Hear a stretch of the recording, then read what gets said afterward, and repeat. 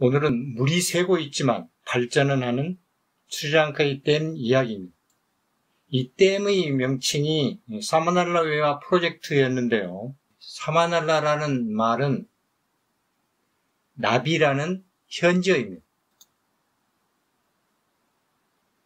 이 지역이 많은 종류의 나비 서식지이고 저수지 모양이 나비처럼 생겨서 저수지 이름이 사마날라가 된 겁니다.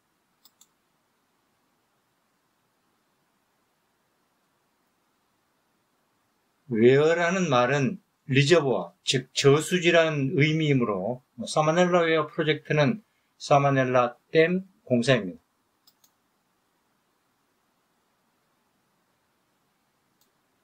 사마넬라 댐은 이 나라의 부족한 전기 공급을 위한 발전용 댐으로 계획된 공사였습니다.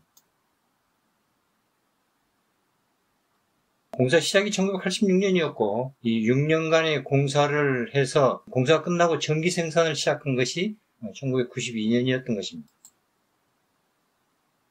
저는 일본과 영국의 원조 자금이었는데요. 영국의 원조 자금이 일본보다도 조금 더 많았습니다.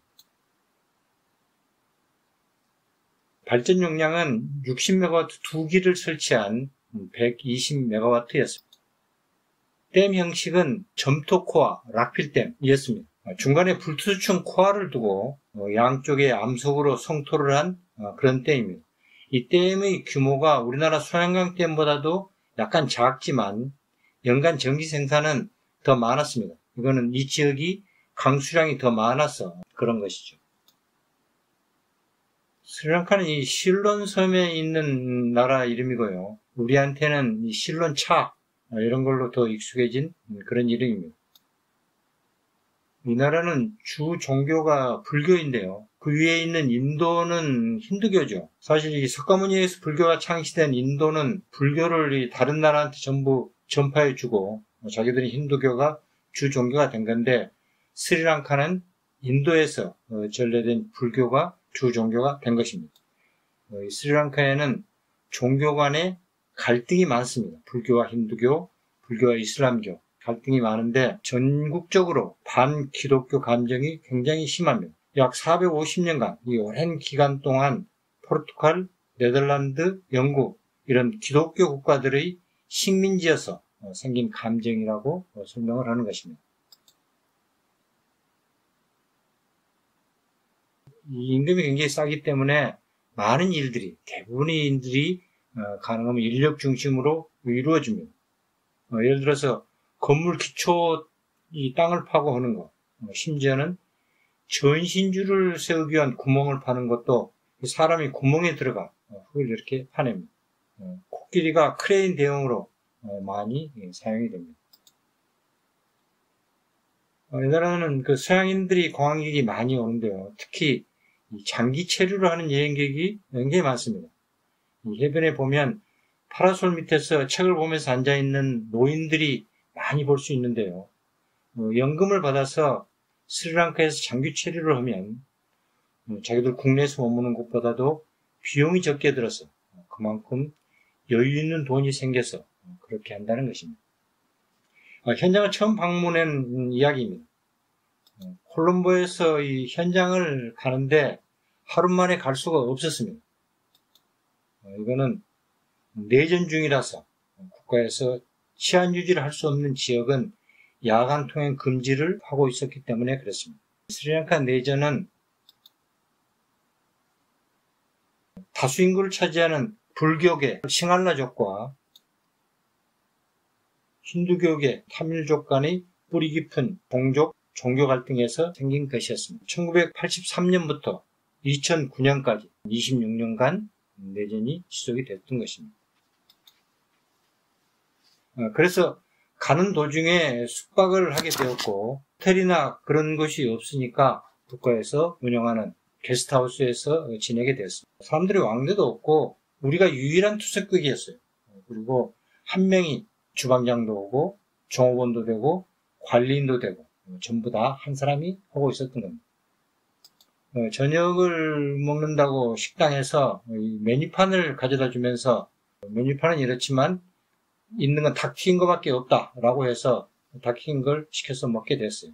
근데 닭을 먹으려고 아무리 자르려고 해도 잘려지지가 않았어요. 봤더니 우리한테 준 나이프라는 게 뭘 자르는, 고기를 자르고 하는 그런 나이프가 아니고 빵에 버터 발라먹는 무딘 그런 칼이었어요. 살도 가죽 같았어요. 마치 가죽처럼 질기고, 그래서 잘려지지도 않았지만 잘라진다 해도 도저히 먹을 수 없을 것 같아서 결국 포기를 했던 것이죠. 밖에서 야생으로 이렇게 키우고 여기 뭐 찾아오는 사람도 거의 없으니까 닭이 뭐 근육이 굉장히 발달해서 식용으로 적합지 않았던 그런 닭이었던 것이죠. 우리가 보통 해외 출장을 가서 음식이 맞지 않을 때 어디서나 먹을 수 있는 그런 음식이 계란 후라이예요. 그래서 그날 저녁, 그 다음날 아침 계란 후라이로 해결을 했었습니다. 아침에 같이 출장을 갔던 분이 밤에 잠을 한숨도 못 잤다라고 얘기를 해요. 왜 그랬냐 했더니 잠을 자려고 문을 안에서 잠그려고 했더니 문이 잠기지도 않고 창이라고 있는 게 유리창도 없고 펑 뚫려 그런 숙소였어요. 그래서 한밤중에 강도라도 들어올 것 같은 기분이 자꾸 들어서 불안해서 잠을 잘 수가 없었다. 그런 거예요. 뭐 문이 잠긴다고 해도 다 뚫려 있는 숙소고, 그렇지 않다고 해도 도와줄 사람도 없어요. 누가 와서 어쩐다고 해서 도와줄 사람도 없으니까 문 잠그고 어쩌고 하는 거는 별 의미가 없었죠. 그냥 깊은 산 속에서 우리가 들짐승 피해서 하루 저녁 지냈다. 뭐 이런 수준이었습니다. 이 공사는 진행이 되면서 많은 공기지원과 공사비 증가가 발생을 했습니다. 가장 큰 원인 중에 하나는 공사 중에 우안 쪽에 누수를 발견했습니다. 이 댐에서 우안이라는 표현을 쓰게 되는 것은 댐에서 하류 쪽을 쳐다봤을 때 오른쪽이 우안이에요. 이게 우안인데 이쪽에서 물이 누수가 된 거죠. 그래서 누수를 차단할 그라우팅 작업을 추가로 하게 됐기 때문에 공기가 굉장히 늘어났다는 얘기고요. 두 번째 원인은 야간 작업을 중단하게 됐습니다. 야간 작업 중단은 반군 측의 정식 요청, 반군 측이 우편을 통해서 공문으로 야간 작업을 중단하라라고 요청이 온 거고, 반군들은 주로 이제 야간 활동을 하고 그랬기 때문에 반군 입장으로는 야간에 현장에 불을 밝게 켜놓고 일을 하고 있는 게 굉장히 불편했던 거죠. 이거 거절할 수 없기 때문에 우리가 작업을 중단했던 겁니다. 그런데 이 댐 현장은 야간 작업 중단이 굉장히 큰 영향을 주는 거예요. 일반적으로 댐 현장은 대형 장비를 많이 동원을 해서 일을 하게 되는데 장비비가 전체 공사비의 굉장히 큰 부분을 차지합니다. 장비비라고 얘기를 하는 거는 감가상각비를 얘기하는 건데, 감가상각비는 예를 들어서 어떤 장비를 사서 한 5년이 지나면 그 장비 값이 0이 되는, 그게 감가상각비거든요. 감가상각비는 일을 얼마나 했느냐, 하루에 얼마나 많이 일했느냐 이런 건 상관이 없이 기간에 따라서 비용이 나가는 거예요. 우리 댐 현장은 반드시 주야 2교대 작업을 계획을 하는 겁니다. 그러니까 주간만 일어나 주야로 일어나 장비 감가상각으로 발생되는 장비비는 같은 거니까 같은 비용으로 많은 일을 하려면 주야 작업이 필연적인 거죠. 그래서 댐 현장은 공정이나 공사비 기준이 주야 작업이 되는 겁니다. 그래서 주야 작업을 못 하고 주간 작업만 하게 되니까 공기가 59개월에서 76개월이 되는, 17개월이 늘어나서 29%가 증가되는 공기 지연이 발생을 하는 거고,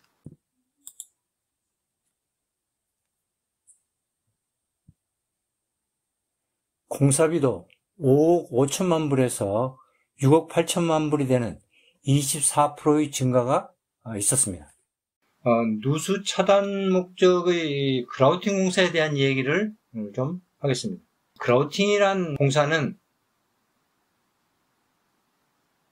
건축 구조물의 틈이나 암석의 균열, 투수성 지층에 어떤 강제적인 압력으로 시멘트 같은 충진제를 주입하는 것을 얘기하는 겁니다. 댐 공사에서 그라우팅은 두 가지가 있는데요.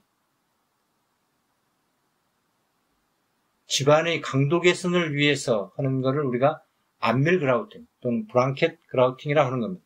이거는 일정한 간격으로 촘촘하게 얕은 깊이로 그라우팅을 하는 것입니다. 차수를 목적으로 하는 것은 커튼 그라우팅인데 굉장히 깊은 깊이로 차수벽을 커튼 모양으로 만드는 그러한 것입니다. 그러나 이 추가 커튼 그라우팅 공사를 많이 했었는데도 누수가 차단되지 않았어요. 누수 차단 공사가 실패를 했던 거고, 그래서 발주처에서 전문가들을 모아서 조사 연구를 시켰던 겁니다. 근데 그 결과에 의하면 누수 차단이 불가능하다. 그렇지만 댐이 붕괴되지는 않을 거다라고 결론을 내린 것입니다. 댐이 붕괴되는 걸 이라고 보면 댐의 붕괴는 가장 많은 원인이 댐을 물이 넘치는 원류, 오버토핑이라고 하는 건데 누수도 붕괴의 많은 원인 중에 하나예요. 보통 붕괴가 되는 누수는 파이핑 현상에 의한 것인데요. 파이핑 현상은 파이프 모양의 물길이 생기고 흙이 물과 함께 유출되어 지반이 파괴되는 그러한 것을 얘기를 하는 겁니다. 그런데 이곳은 지하 지반이 석회암으로 이루어진 카르스트 지형이었어요. 그래서 암의 동굴처럼 이렇게 생긴 거를 누수를 차단할 수는 없어요. 그런데 오랜 기간 동안 걸쳐서 이 형성된 지하 동굴에 의해서 물이 나가는 거니까 이것 때문에 댐이 붕괴되지는 않는다고 본 것이죠. 누수가 너무 많아서 농사용 물을 공급하려던 그런 계획은 원 계획의 3분의 1만 공급을 하게 되고 누수량이 방수량의 2배가 된 그런 상황이었습니다. 오른쪽에 흘러내리는 게 방류, 일부러 물을 흘러주는 거고요. 왼쪽에 오는 게 바로 누수에 의해서 흘러가는 물을 얘기하는 겁니다. 누수에 의해서가 방류보다도 2배나 양이 많았던 것이죠.